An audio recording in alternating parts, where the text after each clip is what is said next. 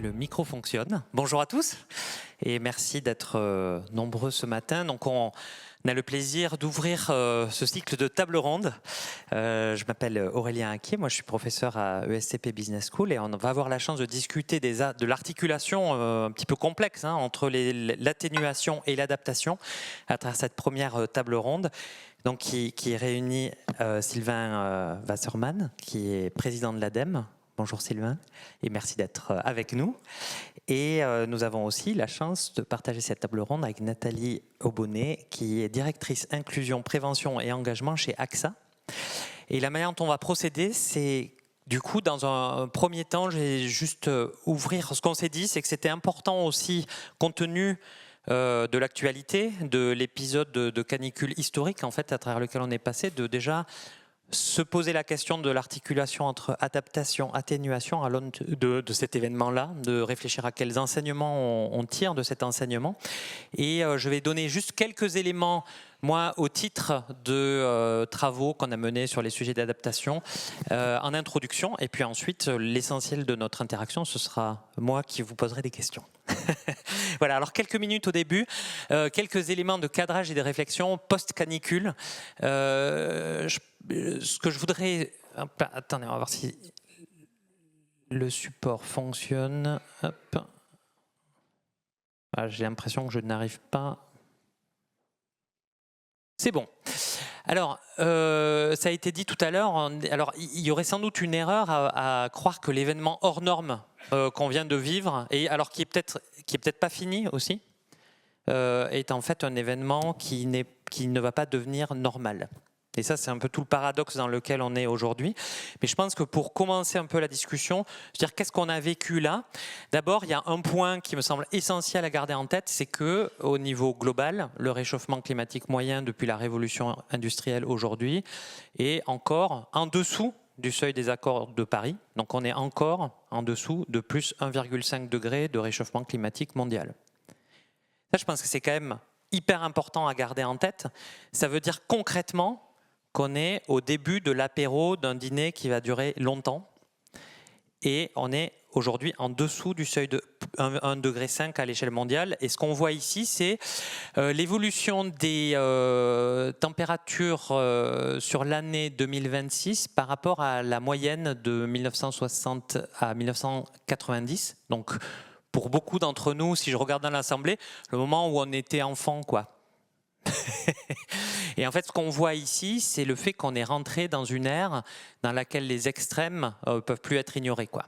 On est dans une ère hors norme, mais dans laquelle hors norme devient partie de notre réalité. Et on va y revenir tout de suite après, c'est vraiment très très important. Et on voit aussi le décrochage qu'on observe sur les mois de mai et juin, avec des pics par rapport à la moyenne qui vont jusqu'à plus 13 degrés, si on les compare à la moyenne de 1960 à 1990. En moyenne sur l'ensemble du mois, on est sur des plus 4 et plus 5 degrés sur le mois de juin sur le territoire français. Je pense que ça nous dit quand même quelque chose. On parle de plus 1,5 degré de moyenne de réchauffement au niveau mondial. Et bien voilà par quoi ça se traduit à une échelle plus régionale et à une échelle française aujourd'hui, dans un épisode qui aujourd'hui est exceptionnel, mais qui va faire partie de notre réalité demain. Autre élément là-dessus, alors peut-être, ouais. Un autre élément, c'est que si on regarde les journées dans lesquelles on a passé les maximums de 40 degrés, cette semaine, on est dans une année où on a passé plus de seuil de 40 degrés en une semaine que ce qu'on avait fait pendant 147 ans entre 1872 et 2019. Donc là, je pense qu'on voit en fait, qu'on est en train de rentrer dans une bascule, dans un nouveau régime, quoi. Si on avance dans la présentation, alors je pense que c'est vraiment important pour se dire qu'est-ce qui s'est passé là, cette semaine et qu'est-ce qui se joue dans cette semaine. Il y a quelques années, la mairie de Paris, avec notamment sous l'égide de Alexandre Florentin, qui était un élu écologiste, a initié une mission d'information qui, je pense, est un travail essentiel pour essayer de se projeter dans des futurs qui vont mettre nos infrastructures sous stress. Cette mission d'information qui est Paris à 50 degrés. Et en fait, ce qui est très intéressant quand vous discutez de Paris à 50 degrés, c'est que les gens, implicitement, se projetaient Paris à 50 degrés 2050. Et en fait, aujourd'hui, je pense qu'on est en train de s'apercevoir aussi qu'il y a un changement de rapport au temps qui est en jeu. Et on va probablement aussi être sous pression en termes de temps pour s'adapter à ces climats extrêmes qui vont en fait beaucoup plus vite que ce qui était anticipé, à la fois dans l'imaginaire collectif et aussi dans les modèles climatiques, parce que les climatologues disent aussi qu'on est un peu pris de vitesse par rapport à l'accélération des phénomènes tels qu'on les voit aujourd'hui.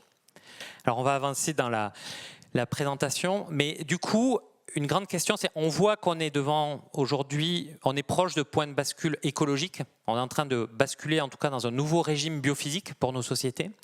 Et la question clé, je pense, qui nous anime, c'est aussi de se dire, est-ce qu'on est dans un point de bascule aussi sociétal autour de ce sujet-là? Et je pense qu'on peut tous se mettre d'accord sur le fait qu'on a vécu la semaine dernière un nouvel épisode de réveil un peu brutal et une prise de conscience un peu brutale. On prend conscience de la brutalité des extrêmes dans un monde à plus 1,5 degré. On prend aussi conscience de l'ampleur de notre vulnérabilité. On en discutait tout à l'heure sur, par exemple, le fait que le réseau de froid à la Défense a été quand même mis sous une tension considérable alors qu'on est sous plus 1,5 degré. Si on discute de nos infrastructures critiques, qui sont les écoles, les hôpitaux, l'agriculture, etc., on voit que toute cette infrastructure sociétale vitale, en fait, est mise sous tension par des épisodes comme ça. Je pense qu'un des grands points de bascule sociétale, c'est en fait aussi la compréhension du fait que le climat, c'est un sujet d'inégalité sociale, c'est un sujet d'inégalité géographique. Mais pas que. Ce que je pense être aussi très intéressant, c'est de voir que aussi des populations qui se croyaient à l'abri, des CSP+, qui travaillent à Paris, qui vivent à Paris, etc., se sont découverts très très vulnérables aussi dans ce genre de situation. Et là, je pense qu'il se joue aussi quelque chose d'intéressant au niveau politique, social. Voilà. Et il y a quelque chose aussi qui se joue au niveau émotionnel, je pense. Autour de moi, en tout cas, la question de l'éco-anxiété, cette semaine, je pense, est devenue une réalité pour beaucoup de mes voisins, de mes contacts, et je pense qu'à l'échelle française, c'est un vrai sujet.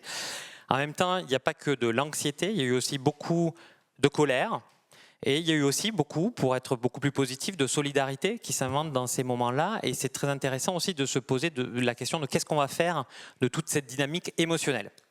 Donc je pense que là, il y a quand même des éléments qui sont qui plaident en faveur de la bascule, d'un point de bascule un peu culturel.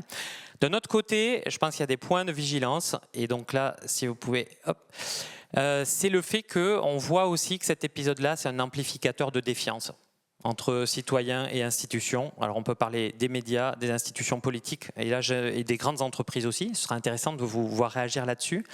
Je pense qu'on a observé aussi une ligne de fracture de sensibilité par rapport au problème.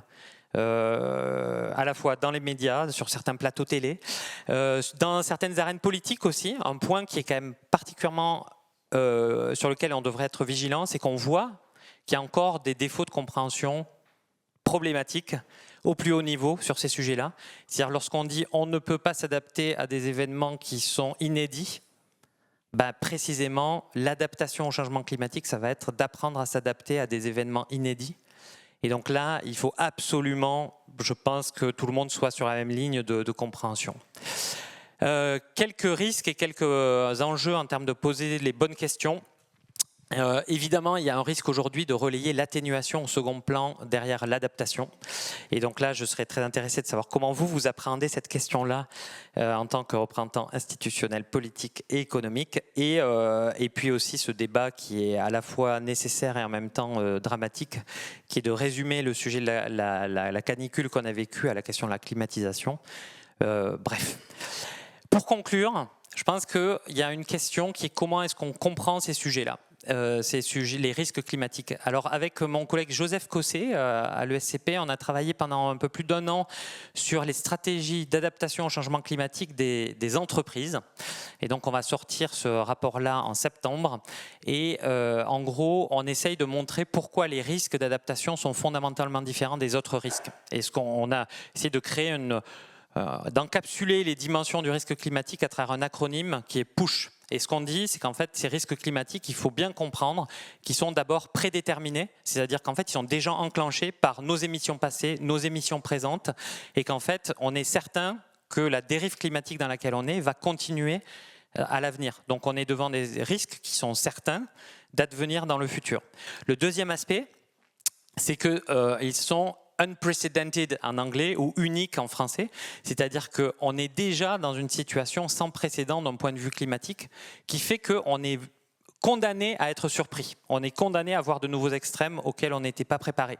Ce qui veut dire qu'il faut se préparer à gérer des situations d'incertitude assez radicales. Ils ne sont pas seulement prédéterminés mais uniques, mais ils ont aussi des effets systémiques. Et donc ça, c'est le S.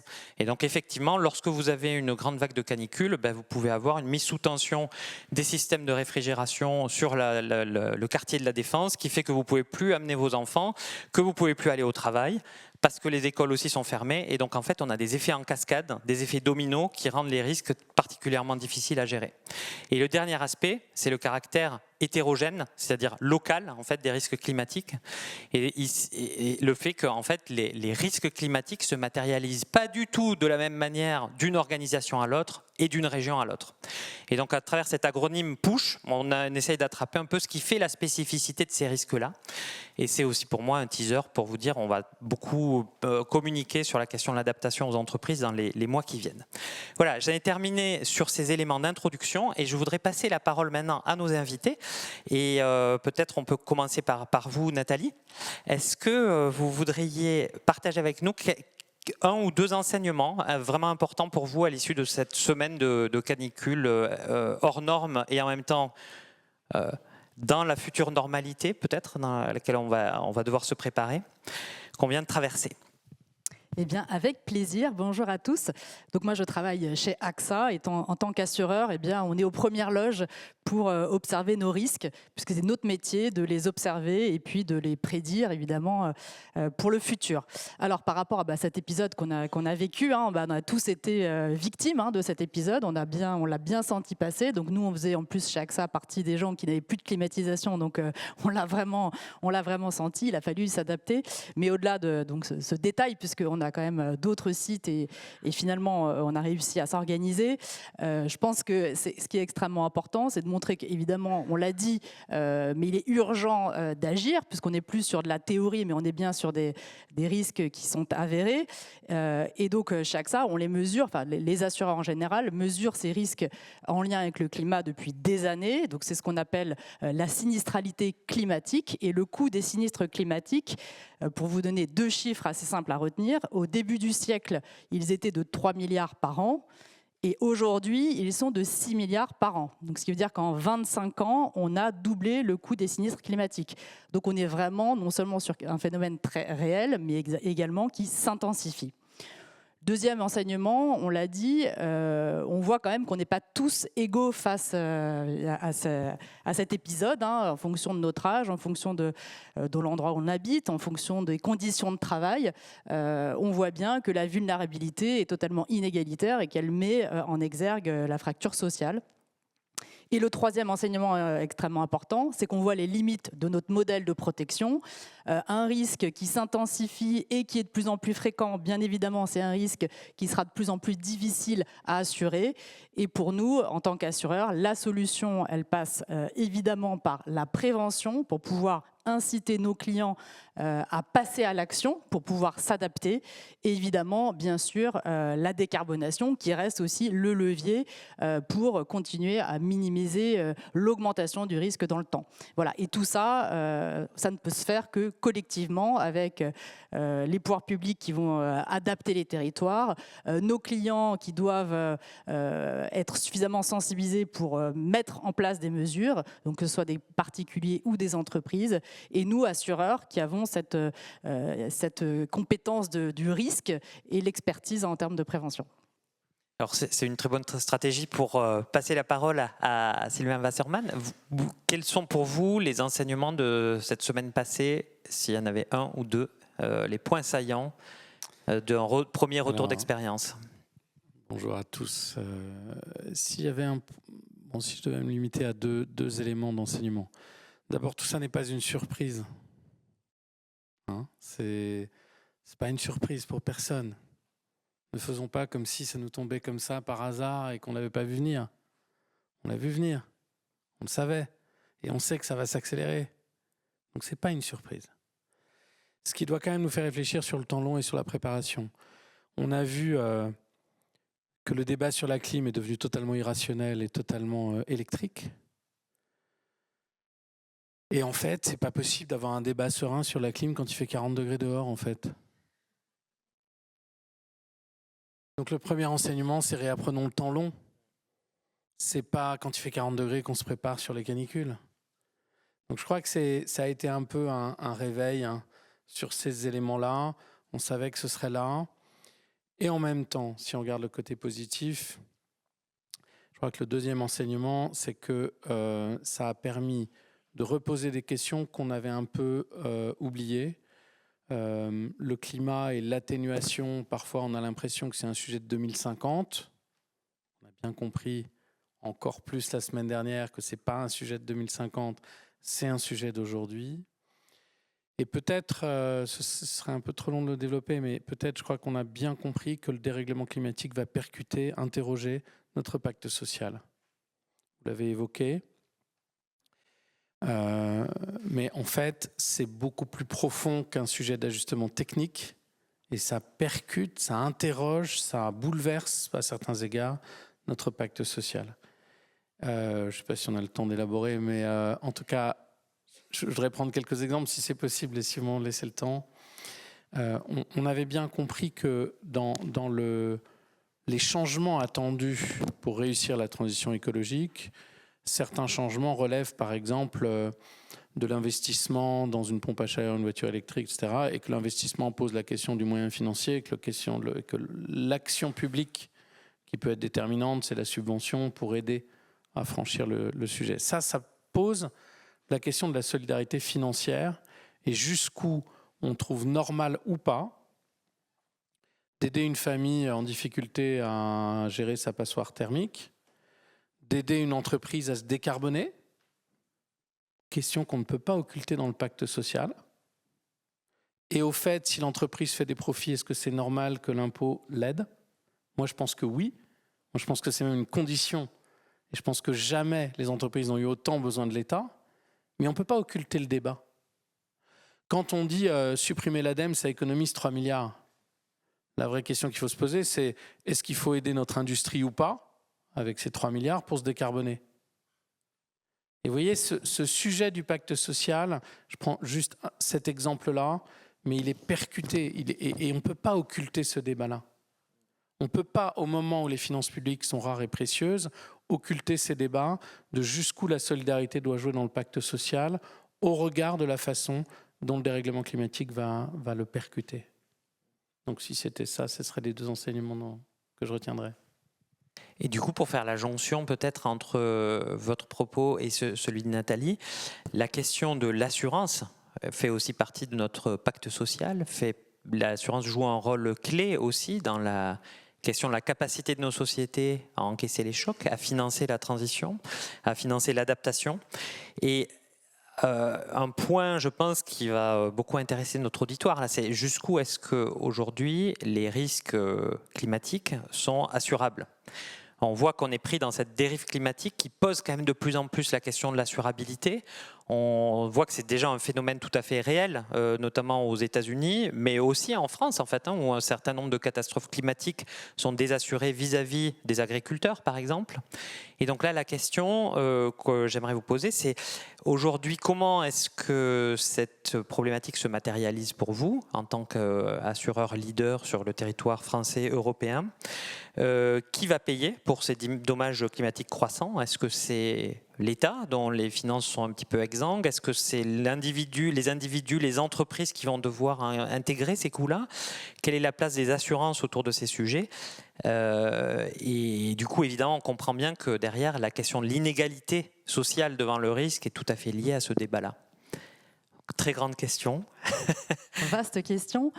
Et une question qui est parfaitement en lien avec l'actualité, puisque au-delà de la canicule qu'on vient de vivre, il a été remis il y a 15 jours un rapport donc au ministère de l'économie sur l'assurabilité. Donc ce rapport, il a été fait par la CCR, la Caisse centrale de réassurance, alimenté par les données des assureurs. Et donc ce rapport nous donne plusieurs enseignements. Le premier qui est plutôt rassurant, c'est concernant l'assurance habitation des Français. Aujourd'hui, il n'y a pas de problème d'assurance par rapport au phénomène de catastrophe naturelle. Donc ça, c'est quand même, contrairement à ce qu'on pourrait parfois entendre, donc ça, c'est quand même un élément extrêmement positif à avoir en tête. Deuxième élément, c'est si on n'a pas de problème aujourd'hui à assurer, évidemment dans des conditions de coût acceptables pour les Français, si on n'a pas cette problématique, c'est parce qu'on a un système qui marche très bien en France, qui s'appelle le dispositif catastrophe naturelle et qui est fondé sur un partenariat public-privé, donc ça répond à la question du financement, et sur la mutualisation, c'est-à-dire que chacun dans vos primes d'assurance, vous payez une petite surprime pour justement contribuer à alimenter un fonds qui va agir au moment d'une catastrophe naturelle. Et l'État, en dernier lieu, reste garant pour pouvoir absorber ce coût s'il était supérieur au fonds. Donc ça, c'est extrêmement précieux. Ce système, il fonctionne. C'est une spécificité française. Il est envié par nos voisins à l'étranger et il fonctionne aussi parce qu'il est revu régulièrement et on se félicite d'avoir entendu le ministre dire que tous les 5 ans, on le réviserait de façon à ce qu'il puisse s'adapter à la fréquence des sinistres climatiques qui augmentent. Donc ça, c'est les bonnes nouvelles. Maintenant, une fois qu'on s'est dit ça, évidemment, on ne peut pas être dans un modèle, on va dire, robuste indéfiniment dans le temps si on n'agit pas sur les leviers qu'on a dit précédemment. Donc pour nous, je le répète, la prévention, c'est clé. On en fait depuis des années. Ce n'est pas nouveau de prévenir sur les risques climatiques, évidemment. Ce n'est pas du tout récent comme sujet, on le sait. Ce qui est vraiment extrêmement important maintenant, c'est de passer à l'action. Et on estime finalement par rapport à tous ces débats sur le coût de la prévention, oui, il y a le coût de la prévention, c'est une réalité. En revanche, on estime quand même que 1 euro dépensé en prévention est récupéré x8 en coût de sinistre évité.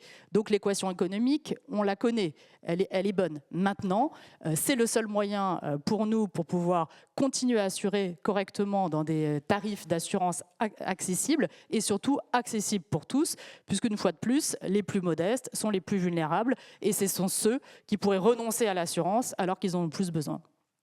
Et peut-être pour clarifier, ce que vous appelez prévention, est-ce que vous pourriez nous donner un exemple concret de ce que ça veut dire faire de la prévention, soit à l'échelle d'un particulier ou d'une entreprise? Quand vous dites 1 euro d'investi dans la prévention, c'est 1 euro investi dans quoi?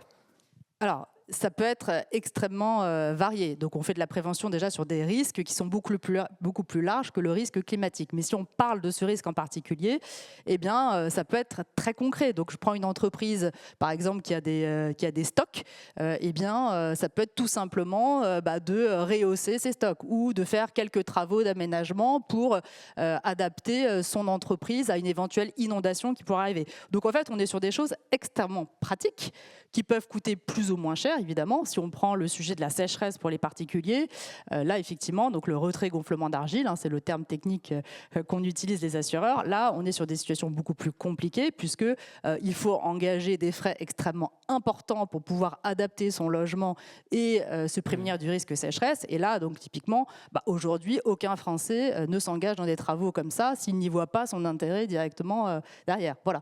Donc c'est tout l'enjeu entre la prévention entre guillemets facile, mais qu'il faut déjà faire parce qu'on est sensibilisé, et puis des enjeux beaucoup plus gros où là, sans l'aide de l'État, évidemment, personne ne va passer à l'action. Oui, et puis là, on comprend bien qu'on bascule de ce qu'on appellerait la prévention dans le langage commun à une véritable stratégie d'investissement beaucoup plus lourde en fait à l'échelle de particuliers ou de collectifs, quoi.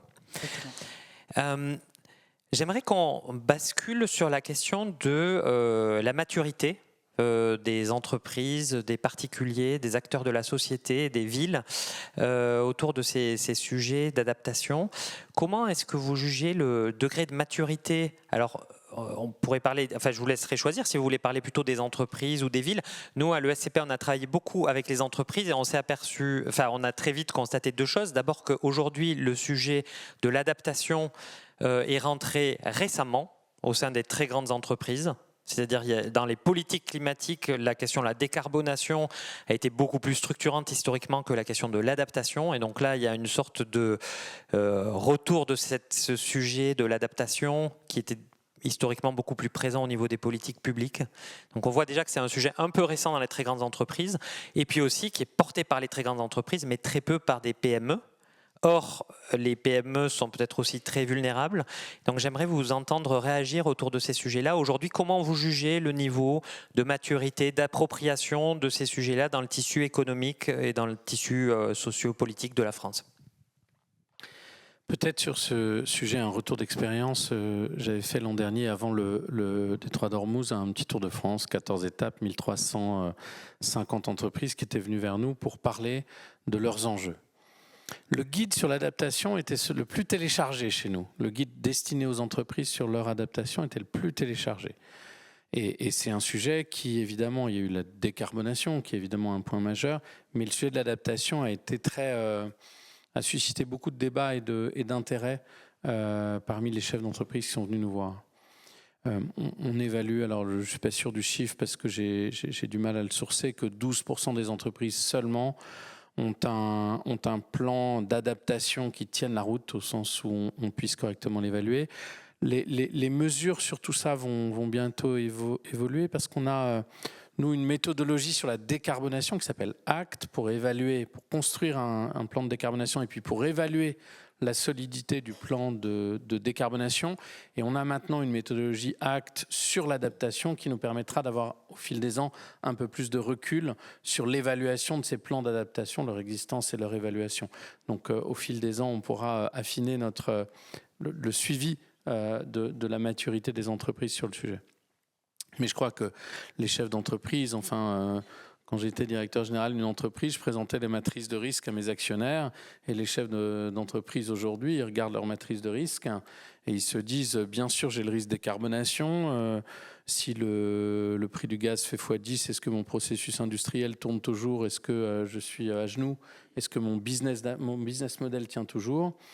Et puis ils se disent sur l'adaptation, une fois qu'ils ont vu, ok, il risque de faire 40 degrés dans mon usine, je suis obligé d'arrêter la chaîne de production ou d'organiser mes modes de production, ok, je peux avoir une inondation ou pas. Ils s'interrogent sur l'étape d'après, qui est de dire, oui, mais attends, dans mes chaînes d'approvisionnement, est-ce que je dépends d'une région du monde particulière? S'il y a un incident climatique grave à cet endroit-là, comment ça perturbe ma chaîne d'approvisionnement? Donc ils vont beaucoup plus loin aujourd'hui dans l'analyse du risque lié à l'adaptation. Donc je crois que tous les chefs d'entreprise raisonnent sur ces matrices de risque, essayent bien sûr, un chef d'entreprise, ça adore le risque, mais sur son cœur de métier. C'est son driver d'essayer de gérer et de surperformer. Mais alors les risques sur lesquels il n'a aucun contrôle, évidemment, c'est des choses qu'il veut le plus possible éliminer comme incertitude de son business model.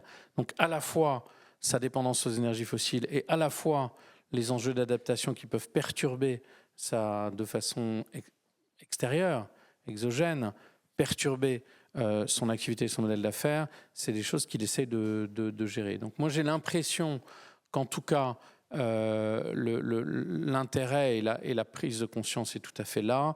Les chefs d'entreprise, ils ont une mission exigeante plus que jamais peut-être dans cette évaluation des risques et dans ce que ça signifie pour eux. Mais finalement, les fondamentaux sont les mêmes. Évaluer son exposition au risque, la partager avec ses actionnaires et décider à partir de là quelles sont les actions qu'il enclenche.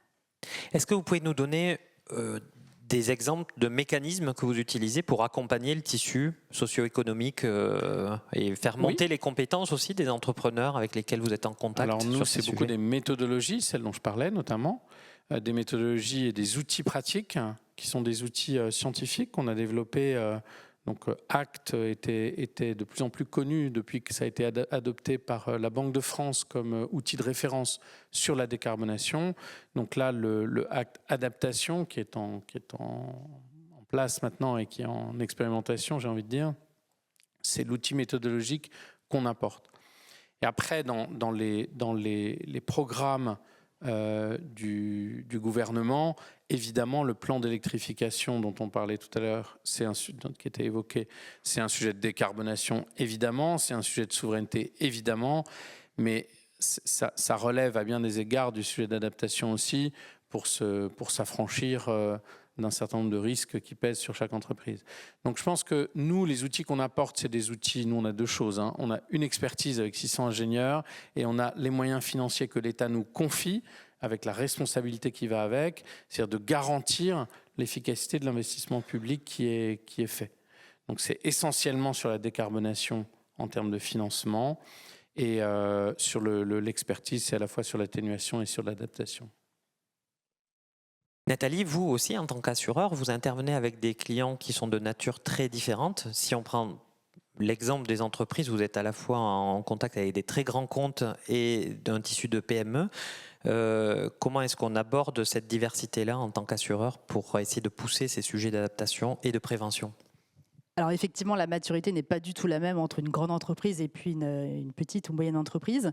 Les grandes entreprises, en général, sont quand même structurées, elles connaissent leurs risques, elles ont des équipes de risk managers et donc elles sont conscientes et puis elles mettent en place des choses. Donc nous, par exemple, quand on assure une grande entreprise, on fait venir des ingénieurs dans l'entreprise pour évaluer les risques, qu'ils soient climatiques ou autres, et on leur sort un plan très, très clair de prévention, donc de mesures à prendre en compte pour limiter les risques et donc de pouvoir être assuré convenablement. Ça fait même partie du contrat d'assurance d'avoir mis en place un certain nombre de choses. Donc sur les grandes entreprises, je dirais que ça fonctionne plutôt bien. Le vrai sujet, c'est de trouver des solutions pour passer à l'échelle, c'est-à-dire vraiment investir durablement. Et puis là, aujourd'hui, on essaye aussi pour les grandes entreprises d'aller les sensibiliser sur d'autres sujets qui sont typiquement ce qu'on vient de vivre cette semaine, c'est-à-dire les conséquences du dérèglement climatique sur la santé de leurs salariés.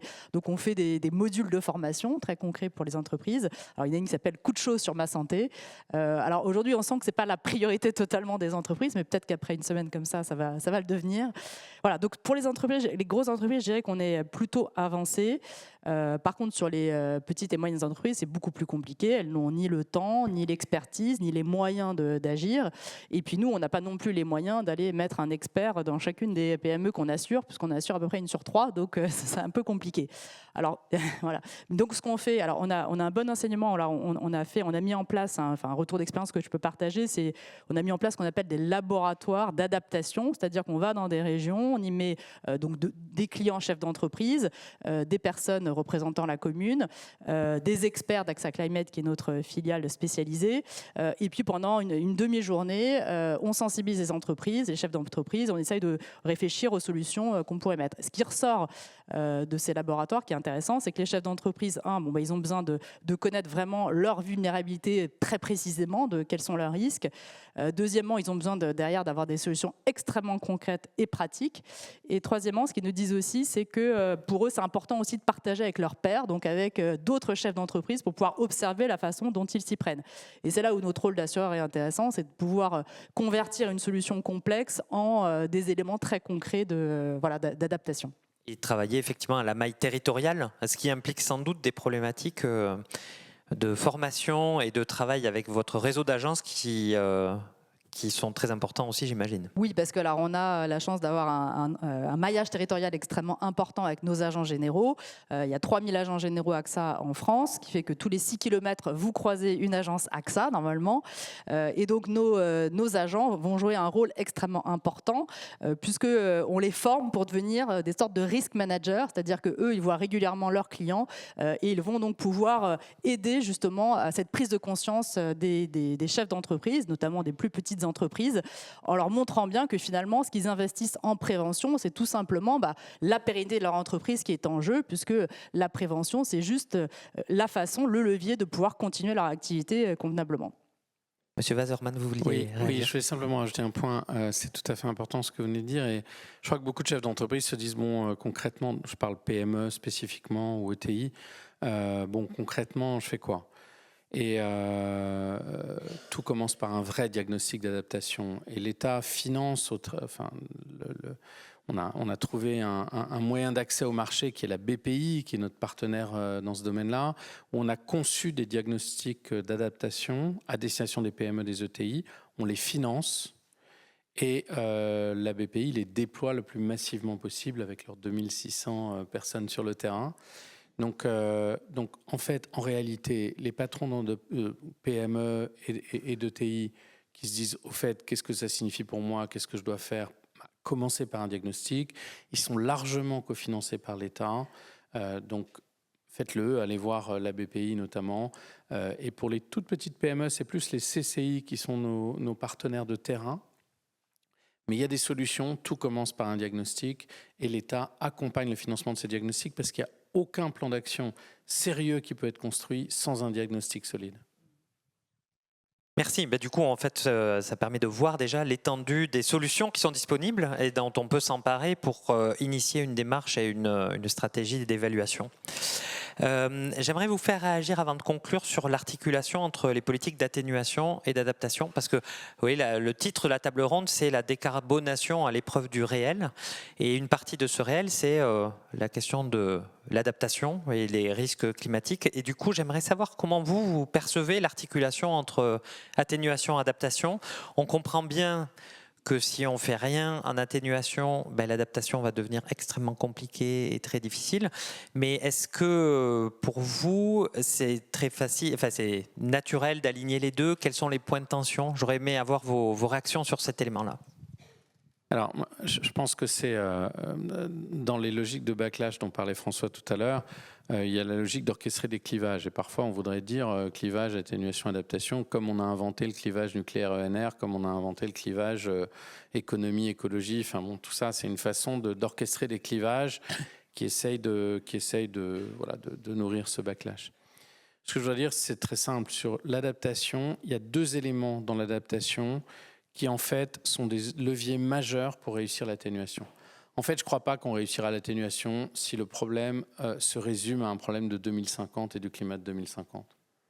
Parce que nos démocraties s'interrogent, parce que les institutions sont parfois décrédibilisées, parce qu'il y a 1000 priorités. Donc, si le seul problème du climat, c'est de résoudre 2050, on n'y arrivera pas en fait. C'est-à-dire qu'on va procrastiner tout le temps et puis on a cette espèce d'impression d'avoir le temps qui fait que naturellement les politiques publiques vont se dire il y a tellement de priorités, la justice, enfin toutes ces priorités, la défense, toutes ces priorités qui risquent d'écraser le sujet de 2050.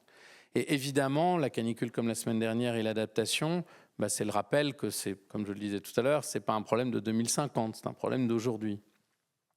Et l'adaptation a deux caractéristiques qui du coup permettent d'être ce chaînon manquant, en quelque sorte, entre l'impact du climat de 2050 et aujourd'hui. Pourquoi ? Parce que l'atténuation, elle, souffre de deux choses. Pourquoi est-ce que j'agirais alors que certains ne font rien ? Pourquoi est-ce que moi, on me demande de faire quelque chose alors que tellement de gens ne font rien ?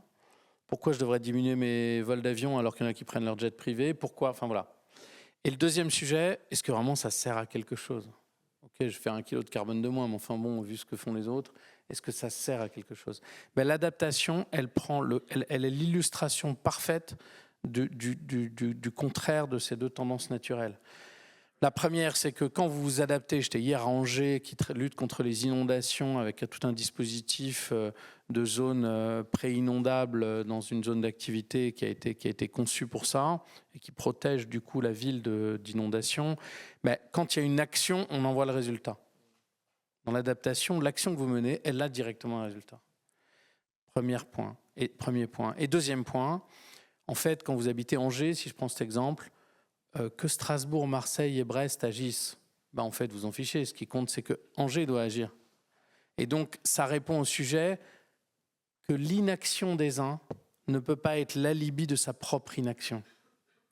Et ces deux sujets qui sont ancrés dans l'adaptation, elles amènent, à mon sens, l'esprit humain est ainsi constitué que quand on agit sur l'adaptation pour ces deux raisons notamment, l'esprit humain fait qu'il sait très bien qu'on ne peut pas continuer à agir sur les effets ou à surinvestir sur les effets sans s'intéresser aux causes.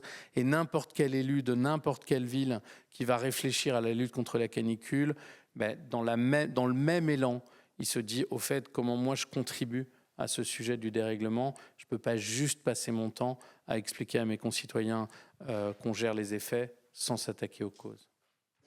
Merci Sylvain. Nathalie Bonnet, vous voulez Vous voulez Oui, donc, réagir? atténuation, adaptation, pour nous, ces deux sujets sont intimement liés. Dans notre stratégie, évidemment, on agit sur les deux jambes.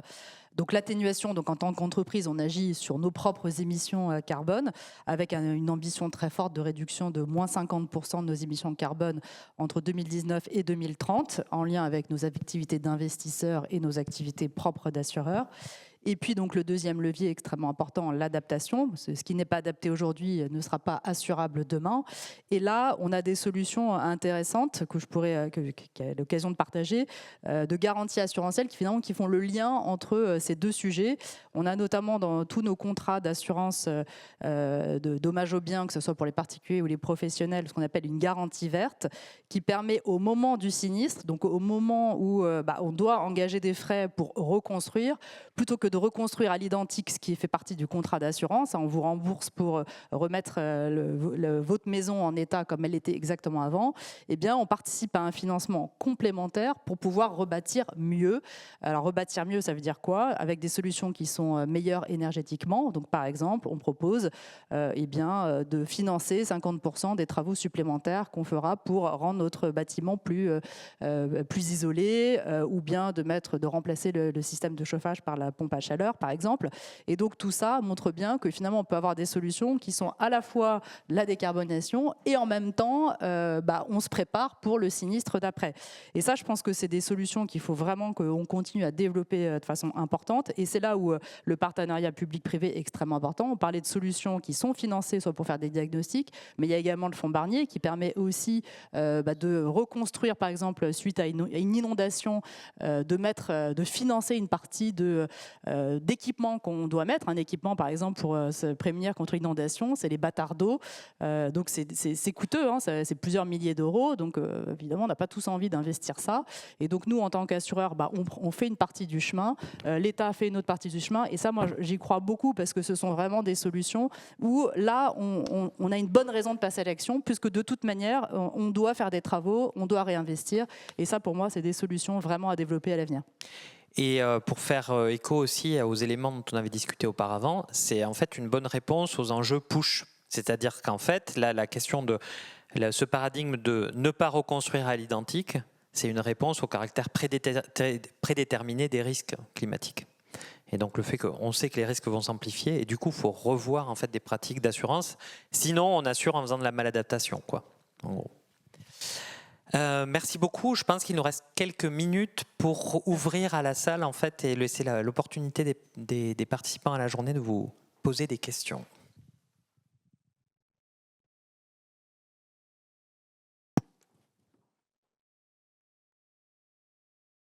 Merci, bonjour. Éric Bourdon, Vicat. Alors merci à l'ADEME tout d'abord pour l'aide apportée aux industriels pour se décarboner, c'est très, très concret et ça fonctionne. Ma question, on est aujourd'hui dans un monde en transition globalement, qui est aussi une opportunité pour pouvoir rebalayer un petit peu est-ce que ce qui est bien aujourd'hui, ce qui pourrait être mieux demain. Je pense notamment, on a un produit intérieur brut industriel qui est en forte baisse depuis plusieurs décennies. Il est à peu près à 10%. Aujourd'hui, on dit toujours une vingtaine à peu près en Allemagne. Il y a, dans ce contexte de transition, il y a des choses à reconstruire, il y a de la rénovation à faire, il y a beaucoup de choses à réaliser, des infrastructures lourdes.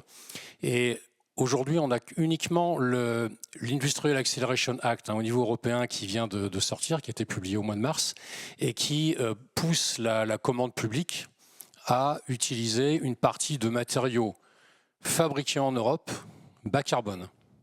Donc ça, c'est un bon mouvement. Mais comment est-ce que l'on peut intégrer, donc, je reprends, à la fois la transition écologique qui est nécessaire pour pouvoir, évidemment, s'adapter aux faits actuels, mais faire en sorte que l'on puisse non pas acheter des climatiseurs chinois, non pas des panneaux photovoltaïques chinois, non pas alors ce qui me concerne, ciment Vicat, du ciment importé d'Algérie ou probablement de Chine demain. Dans l'Industrial Acceleration Act pour le ciment qui m'intéresse au premier chef, ça n'impose que 5% de matériaux européens bas carbone pour ces travaux-là. C'est pas suffisant. Ah oui, alors d'abord merci pour vos propos. Alors c'est pas une précaution oratoire, hein, mais en fait vous pouvez nous même remercier pour l'expertise de nos ingénieurs, mais c'est bien des financements de l'État qui investissent massivement pour la décarbonation de l'industrie, que l'État nous confie avec cette responsabilité de garantir d'abord l'équité, le sérieux, l'instruction, mais aussi l'efficacité de ces euros investis. Je tenais à le préciser. Surtout ici à Bercy quand même. Ça aurait été une faute de goût de ne pas le dire. Non, votre deuxième point est majeur. J'étais avec Stéphane Séjourné la semaine dernière.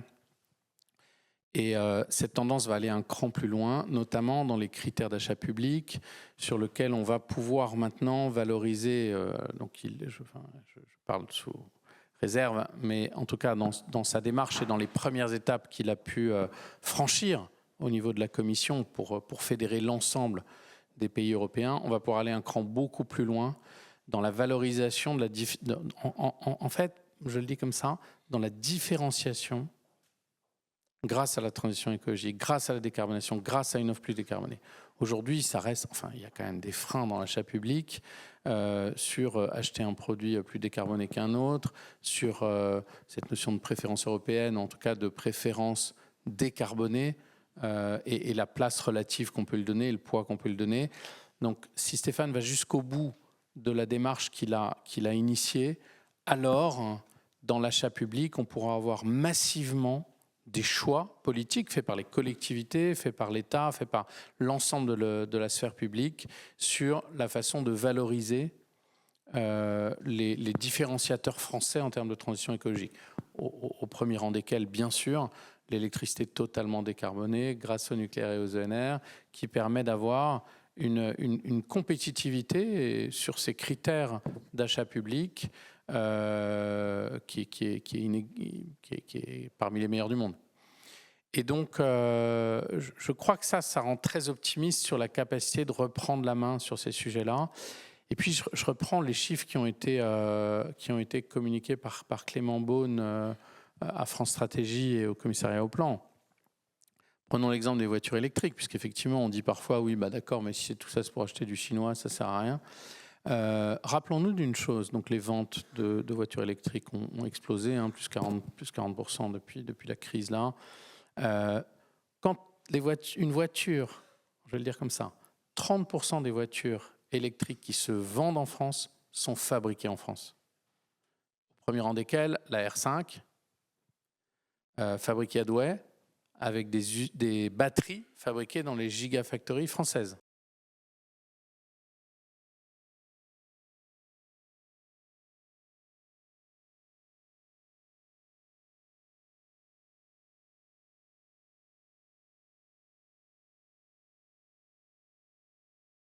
Au fait que seulement 5% des voitures thermiques vendues en France sont fabriquées en France.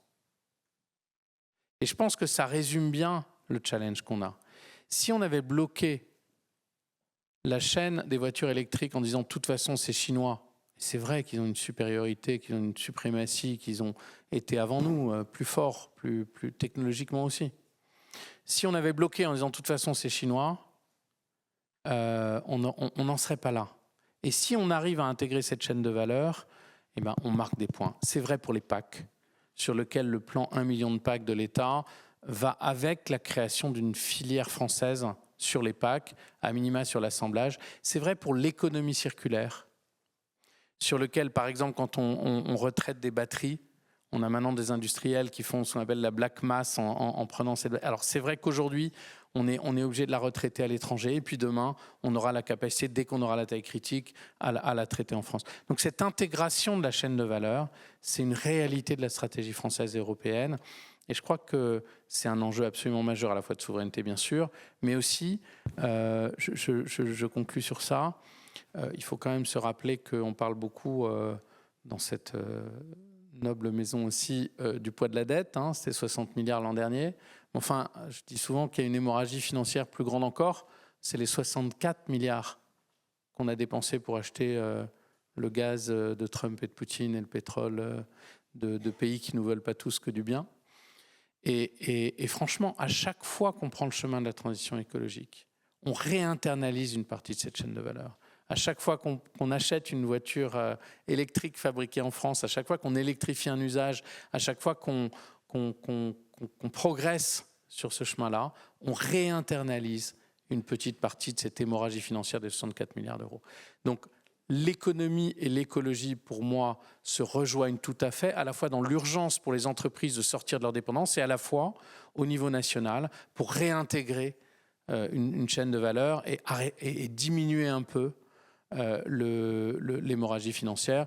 Juste un chiffre quand même, notre petit fonds chaleur, je dis petit fonds chaleur, c'est 800 millions d'euros, c'est énormément d'argent, mais c'est modeste à l'échelle des investissements de la transition. Ça économise 2,5 milliards d'euros tous les ans en importation de gaz en moins. Tous les ans. Parce qu'évidemment, quand on crée un réseau de chaleur, de la géothermie, on remplace du gaz.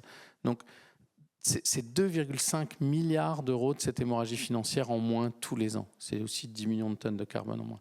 Donc voilà, vous posez par votre question exactement le défi, réintégrer notre chaîne de valeur et prendre le chemin de la transition écologique et de la souveraineté économique. Merci pour ces mots, qui seront aussi des mots de conclusion pour notre table ronde, parce qu'on me fait signe. Exactement, nous allons devoir tenir le cap de notre agenda de la journée. Donc un grand merci à vous trois pour la richesse de ces échanges. On vous remercie. Merci à vous.